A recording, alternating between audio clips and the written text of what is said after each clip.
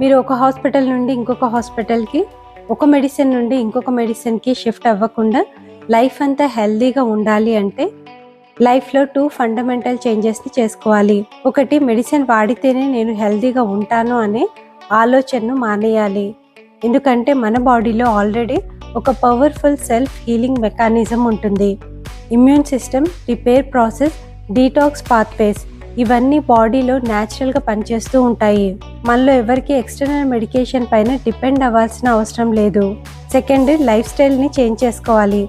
Life style change అనగానే చాలా మంది డైట్ గురించి ఆలోచిస్తారు. కానీ రియల్ లైఫ్ స్టైల్ కరెక్షన్ అంటే డైలీ లైఫ్లో మీరు ఫేస్ చేస్తున్న disturbances, stress, emotional imbalance, over thinking, lack of rest, unresolved conflicts ఇవి బాడీలో ఇంబ్యాలెన్స్ని క్రియేట్ చేస్తాయి.